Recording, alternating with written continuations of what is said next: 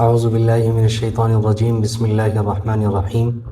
لا اقسم بهذا البلد وانت حل بهذا البلد ووالد وما ولد لقد خلقنا الانسان فی کبد۔ اللہ تعالیٰ نے اس صورت میں 3 قسمیں کھا کر یہ بات بیان فرمائی ہے کہ ہم نے انسان کو بڑی مشقت کے اندر پیدا کیا ہے، اور قرآن کریم میں جہاں کہیں بھی کوئی قسم کھا کر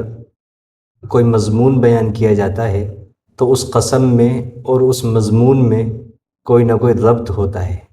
تو اللہ تعالیٰ نے یہاں پر سب سے پہلی جو قسم کھائی ہے وہ مکہ شہر کی کھائی ہے، اور دوسرے نمبر پر اللہ کے نبی صلی اللہ علیہ وسلم کی عظمت کی قسم کھائی ہے، اور تیسرے نمبر پر حضرت آدم علیہ السلام اور تمام اولاد آدم، جس میں حضرت ابراہیم اور حضرت اسماعیل علیہ السلام بھی شامل ہیں۔ خاص طور پر یہ 3 قسمیں کھائی ہیں، یعنی مکہ شہر کی زندگی کو دیکھ لیا جائے،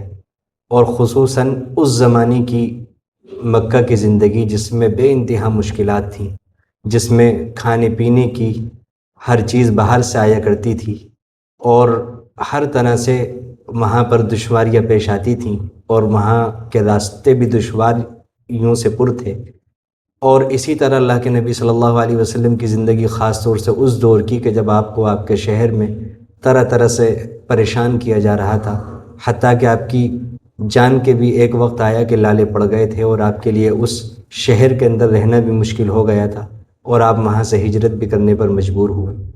اور تمام اولاد آدم اور حضرت آدم علیہ السلام کی زندگی بھی اس پر گواہ ہے کہ انسان کی حالت ہمیشہ مشقتوں سے بھری ہوئی رہی ہے اس کی زندگی۔ اور خاص طور سے مکے کے لوگ جن نبیوں کی طرف اپنے آپ کو منسوب کیا کرتے تھے، یعنی حضرت ابراہیم اور حضرت اسماعیل علیہ السلام، ان دونوں کی زندگی تو بہت ہی زیادہ پریشانیوں سے اور امتحانوں سے بھری ہوئی تھی۔ حضرت ابراہیم علیہ السلام شروع میں بت پرست باپ کے گھر میں پیدا ہوئے، وہاں مسائل ہوئے، پھر آگ میں ڈالا گیا، پھر وطن چھوڑنے کے لیے کہا گیا، پھر چھوٹے سے بچے کو مکے میں لا کر اور بیوی کو چھوڑنا پڑا، پھر اس کے بعد پانی کے لیے جو پریشانی ہوئی حضرت حاجرہ رضی اللہ عنہا کو،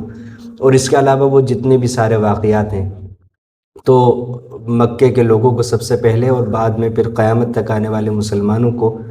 وہ ساری چیزیں یاد دلائی گئیں کہ مکہ شہر اللہ کے یہاں سب سے زیادہ معزز ہے، لیکن اس کے باوجود وہاں کی پریشانیاں دیکھی جائیں، اللہ کے نبی علیہ السلام کی زندگی کو دیکھا جائے، تمام اولاد آدم کی زندگی کو دیکھا جائے، ابراہیم اور اسماعیل علیہ السلام کی زندگی کو دیکھا جائے، ہر انسان کی زندگی کو اللہ نے پر مشقت بنایا ہے۔ کبھی کوئی مصیبت ہے، کبھی کوئی پریشانی ہے، کبھی دکھ ہے، کبھی کوئی غم ہے، کبھی تنگی ہے،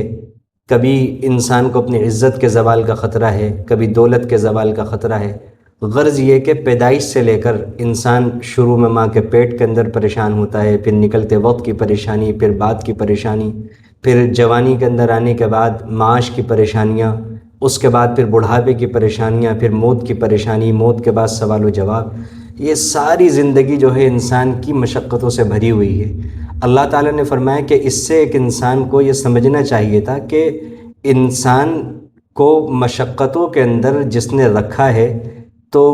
اس سے انسان یہ سمجھتا کہ میرے اوپر کوئی قدرت والا موجود ہے جو میرا خالق بھی ہے، مالک بھی ہے۔ کیونکہ جیسا کہ بہت سارے لوگ سمجھتے ہیں کہ ان کو ان کے جیسے انسان نے ہی پیدا کیا ہے۔ پہلے وہ انسان ہوتے ہیں اپنے زمانے کے اندر، بعد میں لوگ انہیں خدا کا درجہ دے دیتے ہیں، تو وہ سمجھتے ہیں کہ انہوں نے ہمیں پیدا کیا تھا۔ تو اللہ تعالیٰ اس آیت کے ذریعے سے دلیل قائم کرتے ہیں کہ اگر انسان نے خود اپنے آپ کو پیدا کیا ہوتا تو انسان اپنے آپ کو اتنی مشقت میں تو نہیں ڈالتا۔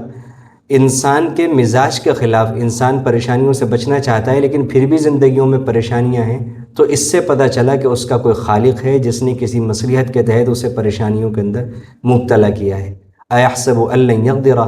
تو ہونا تو یہ چاہیے تھا کہ انسان ان پریشانیوں کو دیکھ کر عاجز اپنے آپ کو محسوس کرتا کہ میری باغ دوڑ کسی اور کے ہاتھ میں، میری رسی کسی اور کے ہاتھ میں، اسی کی طرف توجہ کرتا اور اسی سے لو لگاتا، اس کے احکامات کی فرما برداری کرتا۔ لیکن بجائے اس کے انسان اس کی شکر گزاری فرما برداری کرتا، وہ الٹا ناشکری کا رویہ اپناتا ہے، اور فرما برداری کے بجائے نافرمانی کا رویہ اپناتا ہے۔ یہ کیسی بے عقلی کی بات ہے۔ یہ عقلی دلیل دی گئی اللہ کے وجود کی اور اللہ کی وحدانیت کی۔ پھر اللہ تعالیٰ نے اس بات کو آگے بڑھایا کہ انسان ایسی بے عقلی کی باتیں کرتا ہے، اس وقت کے حالات کو سامنے رکھ کر غیر ایمان والوں کی مثال دی کہ وہ اسلام کی مخالفت پر مال خرچ کیا کرتے تھے، نبی کی دشمنی میں مال خرچ کیا کرتے تھے، اسلام کی اشاعت کو روکنے کے لیے مال خرچ کرتے تھے، اور کہتے تھے فخریہ طور پر کہ ہم نے بہت مال خرچ کیا ہے۔ تو اللہ تعالیٰ نے فرمایا کیا انہیں یہ گمان نہیں ہے کہ ان کو کوئی دیکھ رہا ہے؟ یعنی اللہ تعالیٰ دیکھ رہے ہیں کہ وہ کس جگہ پر کس نیت سے مال خرچ کر رہے ہیں۔ اور اللہ تعالیٰ نے پھر اپنی وحدانیت کی اور اپنے وجود کی عقلی دلیل دی کہ انسان کو ہم نے آنکھیں دی ہیں، تو جس انسان کو اس کے پیدا کرنے والے نے دیکھنے والا بنایا ہے تو انسان یہ کیوں نہیں سوچتا وہ بھی دیکھنے والا ہوگا؟ ایسا کیسے ہو سکتا ہے کہ مخلوق کے پاس تو دیکھنے کے لیے کوئی چیز ہو اور خالق جس نے اسے دیکھنے والا بنایا وہ نعوذ باللہ دیکھنے والا نہ ہو؟ تو اس سے انسان کو سمجھنا چاہیے۔ اور اسی آیت کے اندر وہ شخص بھی مسلمانوں میں شامل ہوں گے، وہ لوگ بھی شامل ہوں گے کہ جو اپنے مال کو زکوٰۃ میں خرچ نہیں کرتے، صدقات میں، غریبوں میں، ضرورت مندوں میں خرچ نہیں کرتے، خیر کے مواقع میں، دین کی اشاعت میں خرچ نہیں کرتے، بلکہ شادی بیاہ کی فضول رسموں کے اندر، غموں کی فضول رسموں کے اندر، رسم و رواج پر، عیش و عشرت میں، گناہوں میں، ناچ گانے میں اور نہ جانے کن کن تکلفات میں خرچ کرتے ہیں، لیکن خیر کا موقع جب آتا ہے تو وہ یہ کہتے ہیں، اگر کوئی انہیں خیر کے موقع کی طرف متوجہ کرتا ہے کہ میں نے فلاں جگہ اتنا خرچ کر دیا، میرا فلاں جگہ اتنا پھنسا ہوا ہے اور اس وقت میرا حالات ٹھیک نہیں ہے، میں خرچ نہیں کر سکتا، تو ایسے مسلمانوں کو اور ایسے غیر ایمان والوں کو یہ کہا گیا کہ کیا یہ گمان نہیں کرتے کہ انہیں کوئی دیکھ رہا ہے؟ جب اللہ نے مخلوق کو دیکھنے والا بنایا تو خالق تو بدرجہ اولیٰ دیکھنے والا ہوا۔ تو انسان کو اللہ نے آنکھیں اس لیے دی ہیں تاکہ انسان عبرت کی نگاہ سے اللہ نے جو نشانیاں بیان کی ہیں،